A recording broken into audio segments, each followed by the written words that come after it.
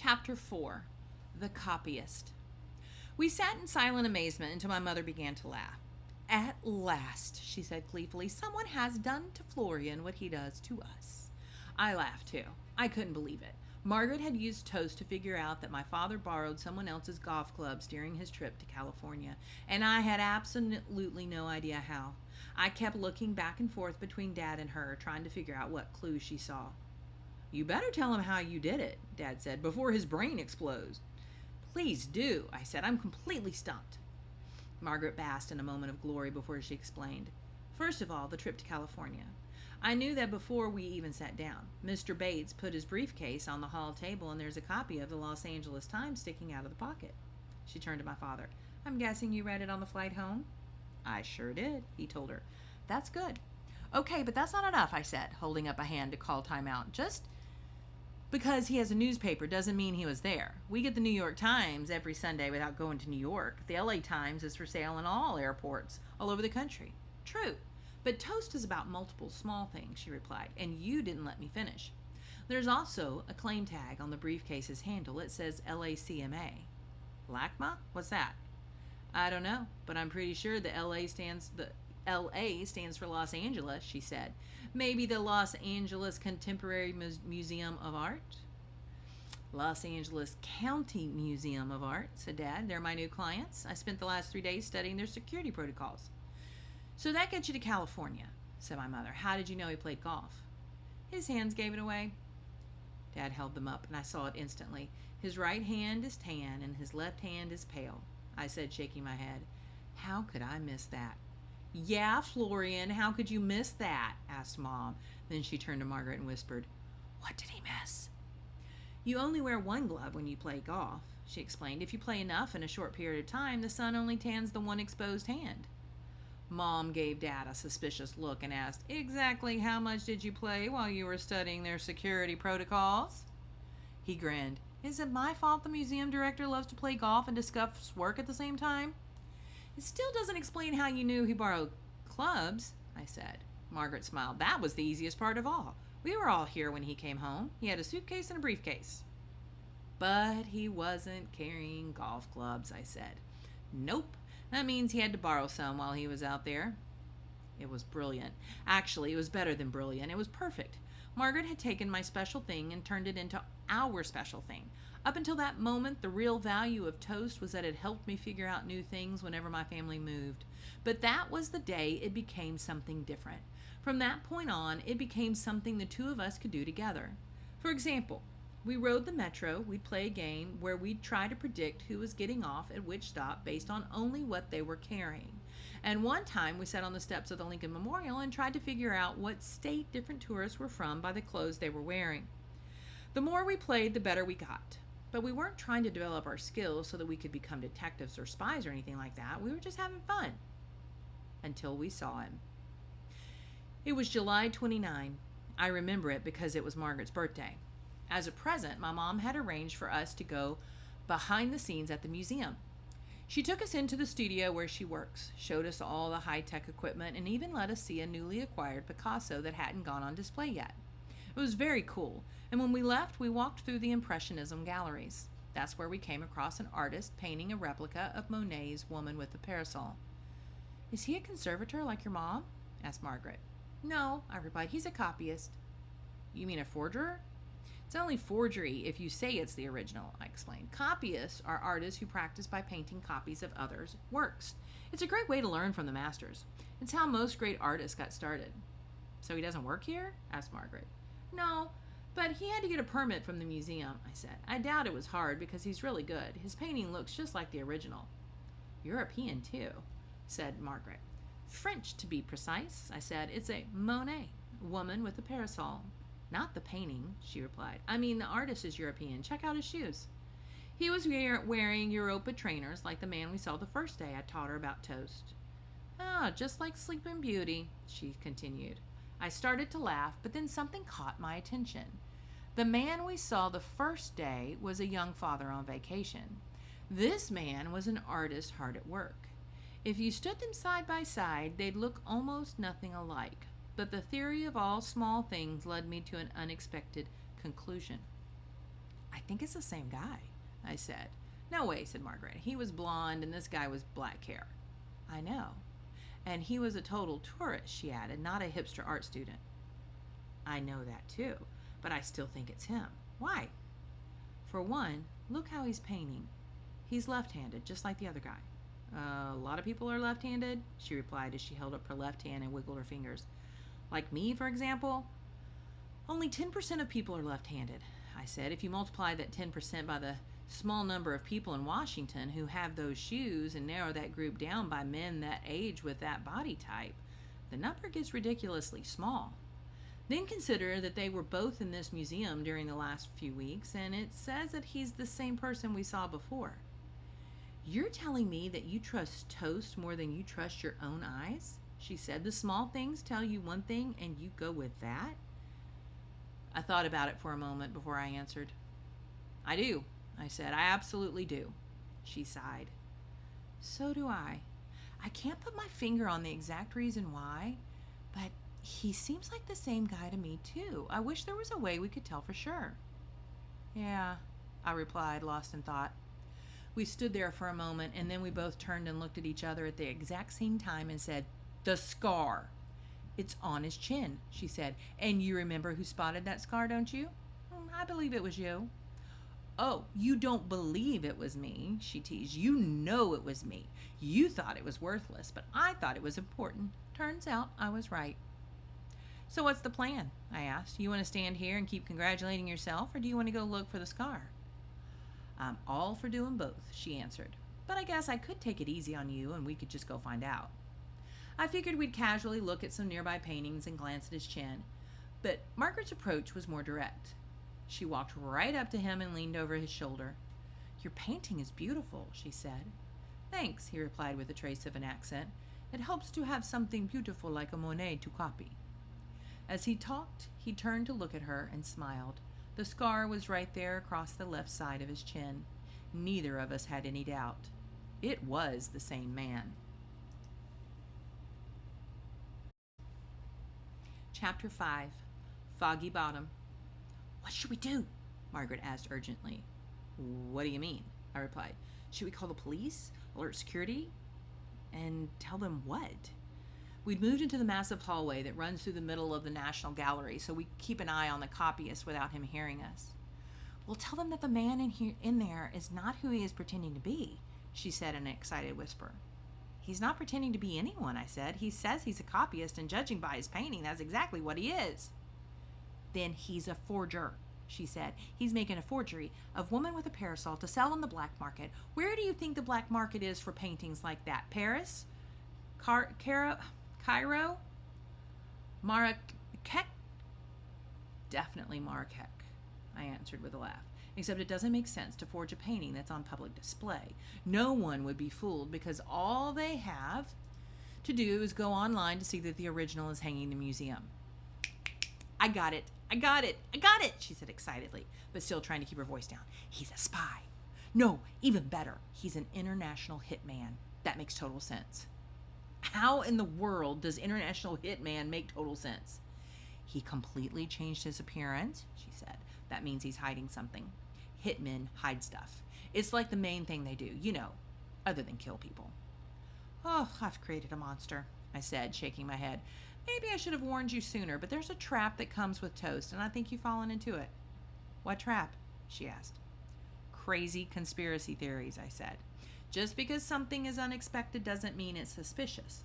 Most things are completely innocent and can be easily explained. If you think about it, all he's done is change his hair. Have you ever changed yours?" "Yes, but..." She let out a sigh and slumped a bit. "Why are you trying to take all the fun out of this?" I laughed.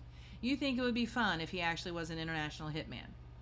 "Maybe fun isn't the right word," she replied, "but you know what I mean. You're the one who taught me toast, and all I'm doing is using it." "Yes, but you're using it to make wild speculations," I said. "Okay," she said, "forget hitman, forget forger and spy. Just tell me that you honestly don't think he's suspicious, and I'll let it go." I studied him through the doorway as he started to pack up his paints and brushes for the day. It was definitely the same guy, and he looked really different. "Okay," I admitted. "He's a little suspicious. But we can't call the police or tell security that they need to arrest someone because he changed his hair. I'm pretty sure they want evidence of something, criminal. I completely agree, she said to my momentary relief. Then she added, so let's find some and give it to them. Find some what? Evidence, she replied. Let's follow him and see where he goes. I thought she was joking, so I waited for her to laugh, but the laugh never came. She was serious. That's the worst idea ever, I told her. Why? First of all, we don't know how to follow people, I responded. We play games with toast. That doesn't make us spies. Also, what if he actually is a bad guy and he catches us? That would be monumentally bad. He's not going to catch us, she said. I guarantee it. And you're so confident because we're going to follow him with toast, she answered. What does that even mean? I asked with a raised eyebrow. We don't actually follow him. Instead, we make him follow us, she replied. We read him and figure out where he's going, and we get there before he does. He can't see us behind him if we're out in front. You mean like predicting who gets off the metro at which stop? I said. That's exactly what I mean. You see that plastic bag he's putting his supplies in? She asked. I looked over at him. Sure. The logo is from the George Washington University bookstore. If he's a student and lives near campus, then he's going to get off at the Foggy Bottom metro stop. So let's get there first and keep an eye out for him. I hesitated before answering. She'd gotten my interest, but it still sounded dangerous. Don't forget that it's my birthday, she reminded me. This can be your present to me. I already gave you a present, I said in mock protest, and the most dangerous part was the potential for a paper cut while gift wrapping. If there's anything just a little bit dangerous, I promise we'll call it off. Go back to my house and have some cake. He was almost packed up. The copyists store their equipment in a room downstairs, so I know this was our only chance to pull off her plan. Come on, she added, let's have an adventure. Adventure was the part I couldn't resist. Okay, I said, but only because it's your birthday and I still want a piece of cake. 30 minutes later, we were sitting on a bench on the edge of the GWU campus, that's George Washington University campus, drinking sodas to fight the summer heat and keeping an eye on the exit of the Foggy Bottom metro station. About 30 minutes after that, we were still waiting. How long before we give up? I asked, only half joking. We're not going to give up, she replied. This will work. We just have to be patient. Aren't you supposed to go out for birthday dinner with your parents? I've got an hour, she said, checking the time. That means we can wait 20 more minutes and still have enough time to get home and get ready. Are you going someplace fancy? I asked. The opposite. We're going to Ben's Chili Bowl. It's a hamburger and hot dog place over on U Street. We go every year on my birthday. That's cool, I said. We don't have any places that are traditions like that. We've moved too much. Not me, she replied. I've lived in the same house my whole life.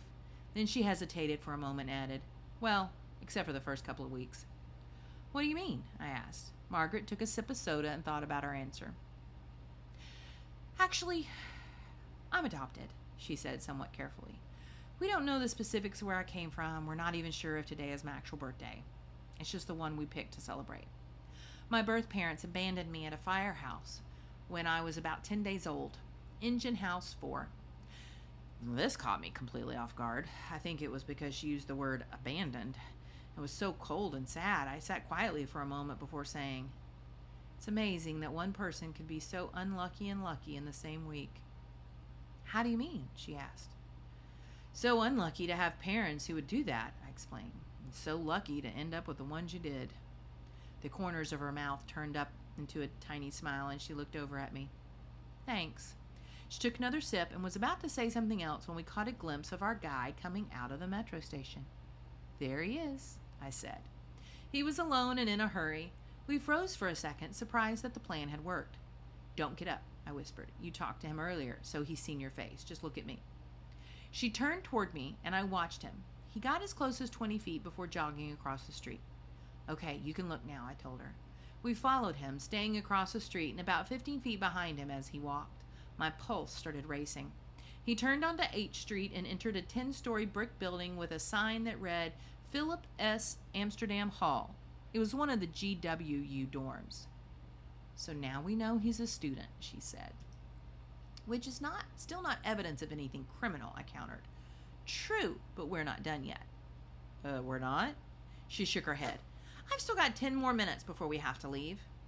We crossed the street and approached the dormitory. We tried to open the door but couldn't without a pass card. The windows were tinted, so we cupped our hands over our eyes and pressed up against the glass to see better. A flyer on the door advertised summer housing orientation. I think we should go, I said. Just give me a second, she said. She rapped her knuckles against the glass and turned to me saying, I just want to peek inside. She rapped again. We were about to give up when someone opened the door. Margaret started to say thank you, but stopped when she saw it was the copyist. He looked at her with a hint of recognition. Do I know you? He asked. No, she answered, her voice cracking. Actually, I think we've seen you before, I said, trying to think fast. We were down here in the lobby the other day waiting for my brother. He lives on the 5th floor? He looked at me for a moment and slowly nodded. That must be it. He held the door open for us to enter, but we were way too scared to move. Aren't you coming in? No, I said, trying not to sound nervous. I was just looking to see if my brother was inside, but he's not. We'll wait out front. Yeah, Margaret added. Thanks. He shrugged and said, okay. He disappeared into the building in about 20 seconds of standing still. Whether we were playing cool or momentarily paralyzed by fear is open for debate. Margaret and I bolted toward the metro station. We were still breathing heavily when we got on the train and plopped down into our seats. I didn't feel any relief until the doors closed and I knew he hadn't followed us. Okay, Margaret said. That was officially the dumbest idea ever. I was too shaken to speak, so I just nodded my agreement. Chapter 6. The Scene of the Crime. Over the next 2 weeks, Margaret and I avoided the National Gallery so we wouldn't bump into the copyist. We also decided not to tell security, because we didn't have any evidence, or our parents, considering following a stranger across town would definitely get us grounded. Instead, we kept our adventure to ourselves and focused on the fast-approaching first day of school. With all the times my family had moved, I developed strong new kid survival skills. Normally, I used toast to find pockets of potential friends and avoid the jerks and bullies. But Margaret gave me something new. Advanced intelligence. She told me about the different cliques, her favorite teachers, and what foods to avoid in the cafeteria. Pretty much all of them. We even went out on a scout. Her soccer team played on the field behind the school, so one day I went to practice. Afterwards, she introduced me to some of her teammates in our grade, and then we looked around the campus. The main building was huge. 3 stories of red brick with large columns at the front entrance. It was intimidating, and when I looked through a window down an endless hallway of lockers, I wondered if I'd feel lost there. That same night, my dad's ringtone woke me at 2:17. I would have gone back to sleep, but when I heard him talking, I could tell it was an emergency. I worried about my grandfather, who'd been sick, and wondered if there had been a turn for the worse. I sleepily staggered out to the hallway just as Dad hurried toward the stairs, still buttoning his shirt as he rushed. Is everything okay? I asked. Something wrong with Grandpa Ted? Grandpa's fine, he said. I didn't mean to wake you. Where are you going? 3 paintings were stolen from the National Gallery and they want my help. Go back to sleep. He was halfway out the door before my semi-conscious brain made the connection. Wait! I called out. I can't, buddy. This is important. We can talk in the morning. Were they Impressionist paintings? The door closed and I figured he didn't hear me. But then it slowly opened and I saw him standing there looking up the stairs at me, his head haloed by the porch light. Why do you ask that? What makes you think they were Impressionist? I took a deep breath and sighed. I may know something. I don't have time for games, Florian. Something like what? Awkward pause. Like I might know who did it. He gave me a confused look. Margaret and I noticed the strange guy hanging out at the museum. We kind of followed him. You did what? He exclaimed. I know, it was stupid, I replied. But he was suspicious, and he was hanging out in the Impressionism section. Dad was in too much of a hurry to analyze the whole situation, so he trusted his gut. Get dressed quick. I'll tell your mom you're going with me and leave out the part about you following a suspicious man across town. We'll deal with that later. Good idea, I said. Although we don't really have to ever tell her that part, do we? In normal traffic, it takes about 35 minutes to get from our house to the museum. But with the streets empty, we made it in 20. That gave me just enough time to tell Dad everything I knew about the man in the Europa trainers. We slowed down when we turned onto Constitution Avenue and the museum came into view. This is going to be a zoo, he said, an absolute zoo. As we got closer, we could see security officers setting up wooden barricades along the sidewalks and news crews unloading camera gear from television trucks. Everything was bathed in the red and blue lights of the police cars that had clogged the road. The entrance to the underground parking lot was blocked by it all, so we parked down the street in front of the Smithsonian's Museum of Natural History and walked. Dad flashed his security credentials at the checkpoint, and we climbed the massive steps that led to the entrance. "They're looking for clues," he said, nodding toward some cops who were shining their flashlights into the bushes along the front of the building. Everything was surreal. We entered the main rotunda, and the first thing I saw was a pair of detectives questioning the cleaning crew. The custodians looked nervous, as if the giant pillars that circled them formed a marble holding cell. "You think they're witnesses or suspects?" I asked. Dad just shrugged and said, "Good question." I looked back over my shoulder as we continued walking, trying to make sense of it all. Skylights normally gave the hallway a bright, sunny feel, but now there were sinister shadows and pockets of total darkness. We stopped to look into the room where Margaret and I had seen the copyist painting Woman with a Parasol. The plaque on the door read Impressionism Gallery 85, but the entryway was blocked by bright yellow police tape. Inside, the crime scene unit searched for evidence around the huge gap on the wall where a painting had been. "Wow," said Dad when he saw the empty space. "Just wow." "What's missing?" I asked. "Child with toys," he answered. "Renoir." "Unbelievable," I said under my breath. We could see through to more activity in another gallery. "The other two were taken from there," he said. "The Dance Class by Degas and Van Gogh's Girl in White." "Renoir, Degas, and Van Gogh?" I said, shaking my head. "This guy isn't messing around." "No, he isn't," said Dad. We took an elevator 3 floors underground to the security center. Although the marble and limestone made the rest of the building feel like a Roman temple, this room looked like it belonged in a science fiction movie. All the furniture was black leather and silver metal, and the wall was covered with a bank of monitors playing surveillance video from throughout the building. 2 people were already there. A man in the corner with a British accent talking on a phone, and another furiously typing away on the main computer console. The British man, wearing black jeans and a stylish black t-shirt, tried to sound calm, but looked anything but as he paced back and forth. "No, sir, I am on top of things," he said unconvincingly. "We'll have it under control." The man at the computer looked up and saw my father. "Jim, I'm glad you're here." He was heavy-set with a big moon face. His pale skin and the circles under his eyes made it look like he hardly ever slept or stepped out into the sun. His jacket and tie had been tossed aside, and his overall vibe was rumpled wreck. "I want you to look over the data from the..." He stopped when he noticed me. "Who's this?" "Earl, this is my son Florian," Dad said. "It's a long story, but..." He didn't get time to explain. The door flew open and 2 more people stormed in. One was Serena Miller, the director of museum security, and an old friend of Dad's. I recognized her because she'd stopped by the house to visit the first week we were in Washington. The other was a tall African-American man wearing a dark blue suit with a matching tie. Unlike Earl, his suit was still crisp and pressed. And unlike the British man, he wasn't trying to appear calm. He was completely cool and composed. "Jim, this is Special Agent Marcus Rivers of the FBI's art crime team," Miss Miller said, introducing him to my father. "Nice to meet you," Dad said, shaking his hand. "This is Jim Bates," she said, continuing the introduction. "He consults with us, and I've asked him to help, and, like Earl, she stopped the moment she saw me. And for some reason, he's brought along his son." Rivers looked at me, more curious than angry, and then turned to my dad. "It's not exactly a bring your kid to work kind of situation, is it?" "Sorry about that," Dad replied, "but I think he may have seen something interesting, and I thought you should hear it." "Interesting?" he asked. "In what way?" "Tell me," Dad said to me. "Be as specific and accurate as possible." Everyone was staring, even the British man who'd now finished his phone call. It was an intimidating group, especially considering there was a special agent in the mix. I took a deep breath and just started talking. "About 4 weeks ago, my friend Margaret and I saw a man asleep on one of the couches in the gallery with Van Gogh's self-portrait. He was a tourist with blonde hair. He slept for about 15 minutes until his wife and their baby joined him." They looked confused, but I just kept talking.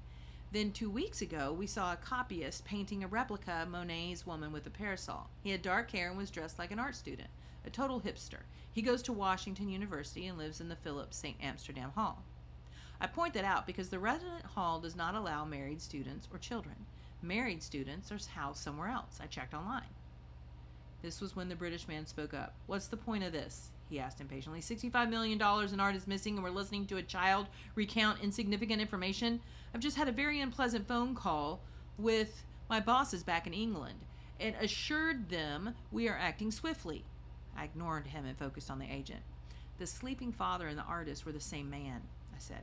A man who decided to completely change his appearance. Are we seriously letting this continue? Asked the Brit. Every second we waste is a second the thief gets farther away. Why do you think they're the same person? Asked the agent.